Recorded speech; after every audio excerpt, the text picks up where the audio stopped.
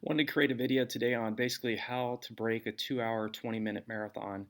This is going to be, I'm going to be touching on some of the experiences that I had to deal with to get through and to finally break that barrier. I will tell you that it was without question the hardest thing I've ever done as an athlete. It took practically thinking about, dreaming about, doing nothing more than running, sleeping, and getting up and running more to break that particular barrier. I share a lot of my experiences on RunDreamAchieve, the YouTube channel, and now RunDreamAchieve University, which is a private community that I've created for athletes around the world, whether they're beginner to the elite level, where I'm basically consulting with, interacting, answering questions for athletes that are trying to get to their particular barriers, trying to exceed what they think is possible.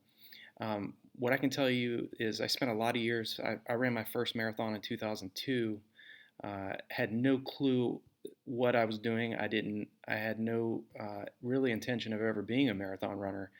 I always thought the marathon was a little bit above and beyond what I was ever thinking about racing, getting to a point where I was going to do a 26.2 mile race. But I had an opportunity, basically, the sports specialist at the World Class Athlete Program back in 2002 had given me a call.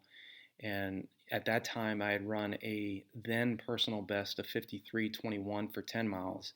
So he gave me a call and said, "Hey, would you be willing to go to New York City and run the marathon?" I'm like, "And it's all paid for?" I was like, "Yeah, absolutely. I'll give it a shot." But not knowing really what to expect or anything. So turns out it was a race for lung cancer research. We were to start in dead last, so it was 32,189th place. We weren't allowed to start the race until every runner had crossed the start line, and then after that took place, then we were permitted to start. So I ended up finishing as the team's top finisher. Finished from 32,189th to 257th in 2 hours, 43 minutes, and 36 seconds. And I had a blast in New York City. I'll never forget that race. I've never went back since to race in the New York City Marathon, but I would love to go back to actually just run it for enjoyment rather than trying to race it. So, but to break a 2 hour and 20-minute marathon, you need to have a certain level of genetic talent. I would say that, I never really had a great deal of talent, but I had a little bit. I was a 425 miler in high school. I ran 946 for the 2 mile. Obviously, there's other athletes out there that are faster than me, um, and have different experiences. But what I did have was I spent an unimaginable amount of time putting in heavy mileage. I was running between 50 to 60 miles as in high school, and then when I got it into college, I was doing about 90 to 100 miles a week. And after college, I joined the military in 2002. I had a dream of being a part of the World Class Athlete Program. I heard about it, and heard about these great runners that lived and trained in Colorado Springs at Fort Carson. And fortunately enough, I was able to get my first assignment at Fort Carson and work around and network with some phenomenal athletes that were a part of that unit, and to spend some time training with them, learning what it took to get to that point. Um, but obviously I knew that listening to these athletes and applying what I was taught are two massively different things. Everybody wants to run faster. Everybody wants to, make more money, have more time, have more leverage over their finances, things like that. But to do those specific types of things, you have to apply what you're learning, and you have to really dig in, find out what are the athletes doing that you're wanting to do. Specifically, if you're trying to break a 2 hour and 20-minute marathon, you had better be highly focused, extremely driven. If you lack talent, then you had better be doing your homework in terms of mileage, uh, specific training. Obviously, to break a 2 hour and 20-minute marathon, you have to maintain 5 minutes and 20 seconds per mile for 26.2 miles. So there's much more that's asked out of the athlete that's trying to break that specific type of time. Obviously, breaking a 4-hour marathon, in my opinion, is very very competitive. Breaking 3 hours takes an enormous amount of hard work and drive to get under 3 hours. And obviously, the lower the time, the more that's going to be asked of you. But to break a 2-hour marathon, you have to get to a point where prior to me doing that, I was doing 20-mile long runs anywhere from an hour and 50 minutes to an hour and 57 minutes. The fastest long run I ever did was an hour and 50 minutes and 2 seconds, which came out to 5 minutes and 30 seconds per mile. I was doing all of my long runs, the harder long runs I would do at 160 beats per minute, like I teach in the courses that I've created, as well as in the private community, as well as on the blog itself. I share a lot of that. I highly recommend you alternate. If you're trying to drop your marathon time down, regardless of where you're at, you may be at 6 hours, you may be at 5 hours, maybe you're trying to break a 3-hour marathon or break in 2 hours and 30 minutes, something like that. Regardless of where you're at, you've got to get to a point where, okay, I want to hold this specific pace for 26.2 miles. Okay, well, whatever it is, I want you to start practicing running at a minute to 2 minutes faster than you're trying to race at, because you're not going to get marathon race pace to feel comfortable and in control unless you've spent sufficient time running at far faster than you're trying to race at.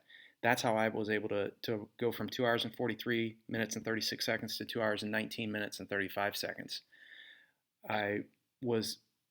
At one time, I was able to hold 6 minutes and 14 seconds, which that's 2:43. And I wanted to get to a point where I could break 2 hours and 22 minutes, which at that time, back in 2007, that was my goal. I wanted to break 2:22. That was an Olympic Trials B standard. So that comes out to 5:25 pace. So obviously, I had to make some serious changes in what I was doing. My long runs at that time were run too slow. I was doing sure, I'd go out and do 20 to 24-mile long runs, anywhere from 6 minutes and 30 seconds to 7-minute pace. I thought, and that is quality running. But again, running a marathon and racing a marathon, especially trying to race a marathon and break 2 hours and 20 minutes, uh, you have to do more than just run long distances at quality clips. You have to train at a higher heart rate for a longer period of time. So one of the main things that I did to break 2 hours and 20 minutes was drastically increase the pace of my long runs. Now, I don't advocate running every single weekend, conduct your long run at a hard pace. That's very unwise. All it's going to leave you is fatigued, unmotivated, stressed out, and you don't need that. So what I did was I would run one weekend at a higher heart rate at 160 beats per minute. It comes out to about 85 to 86% of my maximum heart rate. It'll come out to approximately around that for you as well. What that does is, obviously, over a long period of time, it doesn't happen overnight, but over a long period of time, your heart doesn't have to work as hard, your pace increases. So, early on, I would start off, my first few weeks in training, it would be like 620s to 640s pace would be my pace at 160 beats per minute. And then, 8 weeks down the line, 8 to 12 weeks, I would be pushing, 520s to 550 pace. And this was at altitude at 6,000 feet when I was training in Colorado Springs. So it doesn't matter if you're at sea level or if you're in altitude, your body will adapt. The key thing is you have to recover. You have to be taking it easy on your recovery days, whether you're trying to break a 2 hour and 20-minute marathon or you're trying to break a 5-hour marathon. The same principles apply. If you're pushing yourself hard, you have to have the same discipline to back off on your easy days. You have to relax and jog on your recovery days, because when it's time for you to run fast, and if you're trying to break a 2 hour and 20-minute marathon, I promise you had better be on the track running at very, very, very high anaerobic levels. You'd better be practicing running between sub 4-minute mile pace to 4-hour, 30-minute mile pace. That is what I did to get under 2 hours and 20 minutes for the marathon. I ran 2:19:35 for that reason. I spent time on the track running repeat miles between 4:45 and 446 per rep. I would do 6 by 1 mile reps. This was at 6,400 feet. I would do when I was stationed in Colorado Springs. I did my workouts at Cheyenne Mountain High School, and even now, all of the Kenyan athletes, Kenyan-born American soldiers that are part of the world class athlete program now, all of them are training at Cheyenne Mountain High School. It's a fantastic track. It's at 6,400 feet. Um, I did some of my best workouts there. I remember doing another type of, just to give you an indication of what a sub 2 hour 20 marathon runner may be doing.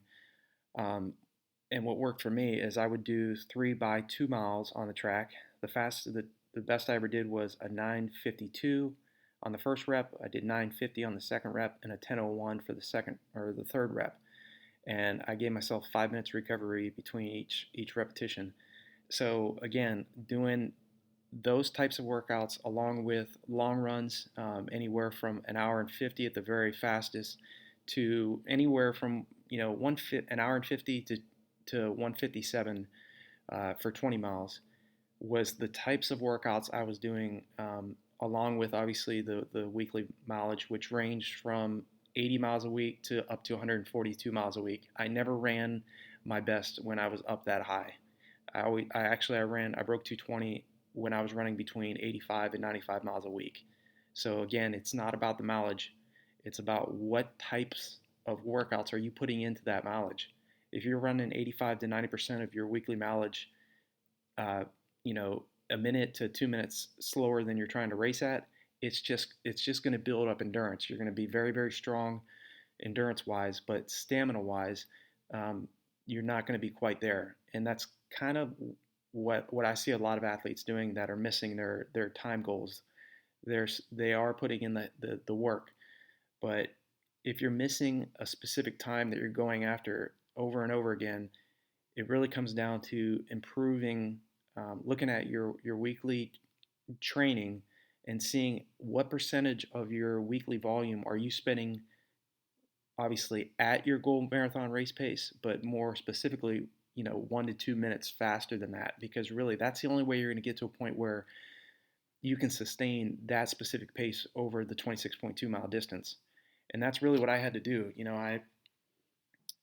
I had a lot of ups and downs, a lot of ebbs and flows leading up to the 2007 California International Marathon, where I ran that time. We were still at 5 minutes 11 seconds per mile through the 20 mile mark. I remember we hit 1 hour 44 minutes and 5 seconds, and I was way above my head, the guys that I was competing against, but I was ready to go. I had run an hour and 7 minutes and 6 seconds for the half marathon leading into that. I had a couple failures. I ran 2 hours and 51 minutes at the Chicago Marathon 3 months previous to that race. So, in Chicago at that morning, they actually shut down the race because of the heat. It was the hottest temperatures ever recorded in the race's history. And I remember going through the half at 1 hour and 11 minutes and practically just wanting to drop out. I mean, it was really a tough day. But I've experienced those failures just like anybody else. I didn't just 2 hours and 19 minutes didn't just fall in my lap. So regardless of where you're at, I want to highly encourage you to just stay committed. Stay focused. Expect some roadblocks. Expect some challenges. What you're trying to do, regardless what specific time you're trying to run for the marathon. If you're trying to break 4 hours, you're trying to break 5 hours, or you're trying to break a 2 hour and 20-minute marathon, it's going to take heavy work. It's going to take drive and razor sharp focus to get what you want. Don't expect it to be easy. The best athletes I've ever trained with, they don't lose enthusiasm. They don't lose enjoyment over what they're doing. And so it's very, very critical that you stay committed, you stay focused, you stay driven to what you want, and you'll get there. It's a pleasure of mine to be able to share on videos what I had to go through to go after specific race times. Obviously, what I had to do to break 2 hours and 20 minutes, it took me from 2002 to 2007 to do that. And then I've spent pretty much since 2007 over a decade trying to break 2 hours and 19 minutes and 35 seconds. So it's very, very difficult when you get in that flow state and you create an incredible effort, something that you may have not even believed you could achieve. It's that drive, that willingness to, okay, can I improve on that time? To go out there and try. And I definitely did. The closest I ever got was in 2011. I finished fifth at the monumental Indianapolis Marathon, and I ran 2 hours and 26 minutes and 42 seconds. So that's the closest I got. Now, granted, I did lose a lot of time in that race. I had to jump in a porta john while I was running with the leaders, just past the 10-mile mark. And I think I lost anywhere from 2 minutes to 3 minutes with that stop. So granted, I probably still wouldn't have broke 2 hours and 20 minutes that day, but I probably would have ran 2 hours and 21 to 2 hours and 23 minutes had I not had to do that. But regardless, um, it's the sense of, going after something difficult and trying to better yourself that really counts. And now it's even more important to me now to be able to, mentor athletes such as yourself, regardless if you're trying to break 2 hours and 20 minutes or you're trying to break, a 5 hour marathon, 4 hour marathon, regardless of where it's at. Um, it's going to take hard work. It's going to take, a lot of drive and focus on your part. So don't expect it to be easy, but if you are persistent and consistent with your daily training, your weekly training, and you keep putting in the mileage and you keep putting in the workouts, you're going to break those barriers. So that's my story with how I broke 2 hours and 20 minutes. Like I said, it didn't just happen. I had to work on my overall leg speed, and I had to work on my 10K speed, my 10-mile PRs, and I dropped all of them. I was able to run 50 minutes and 54 seconds for 10 miles, an hour and 7 minutes and 6 seconds for the half marathon. So those were kind of indicators that showed me that, yeah, I was still a 2:43 marathoner, hadn't quite got the marathon right, but I was capable of breaking 2 hours and 22 minutes. It was just, you know, finding out what were the things that were causing me issues, um, and correcting those mistakes. And that's what you need to do. Are you not drinking enough during the race? Are you not giving yourself enough rest during your weekly training? Are you running too fast on your easy days? How much of your weekly volume are you spending at, near, or far below your goal marathon race pace? Ask yourself those questions. See, look at your training schedules and see what are you doing. What's causing you to from breaking these barriers. Now I've created three different courses on now at RunDreamAchieve. One is for sub 3 hour marathoners that want to break that barrier. The other is the sub 4 hour marathon mastery course for athletes that are trying to break 4 hours. And the newest course that I created, which is probably the most extensive, is for athletes that are trying to break 2 hours for the half marathon. So I encourage you to go to RunDreamAchieve.com, check out those courses. I'll leave the links to those courses in the description of this video. So take a look at those. I think those will be very valuable resources for you if you're trying to break those specific time barriers. Yes, it's an investment on your part. I take that very seriously. All of my courses, I continue to update, continue to add in new content. So that's very, very important to me that I provide something that's going to, create a return on your investment. So again, the Run Dream Achieve University is brand new. I've just created that. Starting now, I'm creating content for that. So if that's something that you're interested in as well, I'll leave the link to that as well in the subscription. So, or in the description of this video. So if you haven't yet subscribed, definitely hit the subscribe button. Click the bell icon so every time I make a new video, you'll be notified. And again, that is my story with what it takes to break a 2 hour and 20-minute marathon. I hope some of what I've shared gives you at least an indication of what that really entails. Obviously, like I said, the faster you run for the distance, the more that it's going to be asked of you. And the more race pace training comes into play, and also training far below. You have to get to a point, regardless where, if you're trying to break 9 minutes and 9 seconds, trying to sustain 4 hour marathon pace, or you're trying to hold 6 minutes and 52 seconds per mile and break a 3 hour marathon, it requires a great deal of focus. So you have to spend time training a minute to 2 minutes faster than that pace. That's the only way you're going to get to a point where that pace feels more sustainable. And regardless, if you get to 20 miles in a marathon, it's going to hurt regardless what type of training you've put in. So it's that last 10K that really counts. They say the first 20 miles is the first part of the race, and then the last 10K is the last part. But that last 10K is where you make your money. If you're able to sustain the pace and react to the surges that your competitors are throwing at you, you're going to win. You're gonna run under the time you're trying to go after. So um, I'll leave it there. I hope this video has been helpful for you. Shed some light on what it took for me to go under 2 hours and 20 minutes, and some of the tips and strategies that I've shared in this video, I hope will help you get under to whatever marathon goal that you're going after. So with that, I'll end, and I hope you have a great afternoon, great morning, great evening, wherever you are in the world, and I'll talk to you next time.